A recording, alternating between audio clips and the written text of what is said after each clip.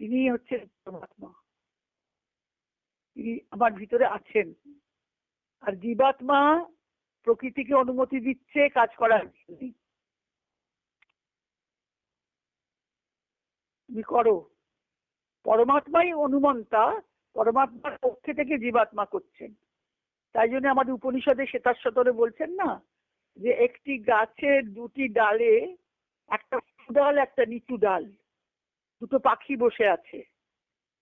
একটা পাখি ফল খাচ্ছে আর একটা পাখি দেখছে। ওপরের পাখিটা দেখছে ফল খাওয়াটা, সে কিন্তু ফল খাচ্ছে না, আর নিচের পাখিটা ফল খাচ্ছে। তাহলে এটাকে ব্যাখ্যা করছেন যে উপরের পাখি দ্রষ্টা স্বরূপ, তিনি পরমাত্মা স্বরূপ, তিনি এই দেহ বৃক্ষে বসে আছেন। আর জীবাত্মা যে সুখ দুঃখ রূপ ফলটা ভোগ করছে।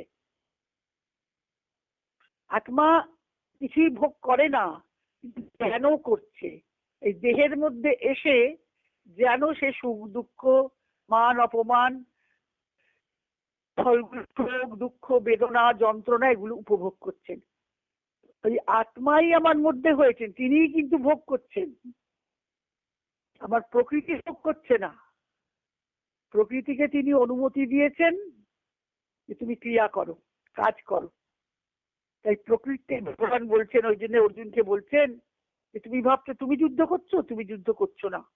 তোমার ক্ষত্রিয় স্বভাবের যে প্রকৃতি, সেই তোমার যুদ্ধে প্রবৃত্ত করবে। প্রকৃতিই ক্রিয়মানানি গুণই কর্মাণি। এখন গুণগুলো কি? গুণ শব্দের মানে কি? গুণ শব্দের মানে হচ্ছে কোয়ালিটি। যেমন কেউ ছবি আঁকে, একটা ছবি আঁকার গুণ আছে। কেউ কবিতা লেখে, ভালো কাব্য কবিতা লিখতে পারে। কেউ বক্তৃতা দিতে পারে। কেউ ভালো সেলাই করতে পারে। এগুলো একটা গুণ, কোয়ালিটি। এই গুণের একটা মানে। আর একটা গুণ হলো দড়ি, গুণ দিয়ে বাঁধা যায়।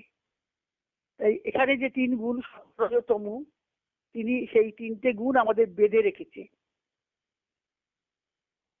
আমাদের সচেতন হতে দিচ্ছে না, আত্মকর্তৃত্ব করতে দিচ্ছে না। গুণের অনুসারে আমরা চলছি, এটাই নিজেকে দেখা।